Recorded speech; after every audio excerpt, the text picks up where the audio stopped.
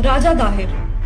हम में से शायद ही कोई सिंध के इस महान योद्धा और शूरवीर के बारे में जानता होगा, क्योंकि वामपंथियों द्वारा लिखे गए हमारे इतिहास में ऐसे वीर सपूतों को वो स्थान नहीं मिल पाया जिसके वह हकदार थे।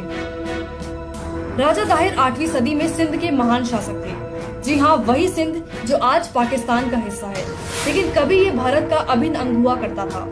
इसी सिंध की वजह से भारत का नाम हिंद या हिंदुस्तान पड़ा। चक्रवर्ती महाराज दशरथ की पत्नी केकई भी इसी सिंध से थी। ऐसे में सिंध का भारतीय संस्कृति से पुराना नाता रहा है। राजा दाहिर सिंध के राजा चच के सबसे छोटे बेटे और ब्राह्मण वंश के आखिरी शासक थे।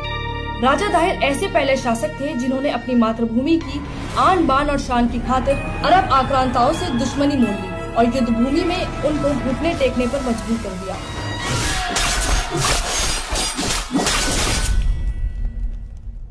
ये राजा दाहिर ही थे जिन्होंने अपराजयी समझने वाली अरब की खलीफा सेना को 14 बार घुटने टेकने पर मजबूर कर दिया।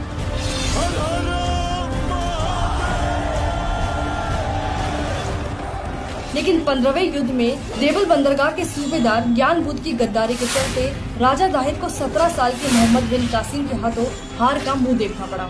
सूबेदार ज्ञान बुद्ध ने रात में विश्राम कर रहे सैनिकों के शिविरों में खलीफा की सेना को प्रवेश करा दिया, जिन्होंने युद्ध नियमों की धज्जियां उड़ाते हुए सोए सैनिकों पर धावा बोल दिया और उनका नरसंहार शुरू कर दिया। इस विश्वासघात में राजकुमार जय शाह भी गंभीर रूप से जख्मी हो गए। ये खबर सिंध की राजधानी अलौर में बैठे राजा दाहिर को मिली और उन्होंने युद्ध भूमि के लिए कूच कर दिया। जयचंद और मीर जाफर जैसे विश्वासघातियों ने एक बार फिर मातृभूमि को कलंकित किया और पहले से बिछाए विस्फोटकों में आग लगा दी, जिससे घोड़े, हाथी और ऊंट बिदक कर इधर उधर भागने लगे। इसी बीच दुश्मन सेना की ओर से चला एक तीर सीधे राजा दाहिर की आंखों में घुस गया और वह हाथी से गिर पड़े। युद्ध भूमि में जख्मी शेर की तरह गिरे राजा दाहिर पर अरबी सेना ने भेड़ियों की तरह हमला कर दिया।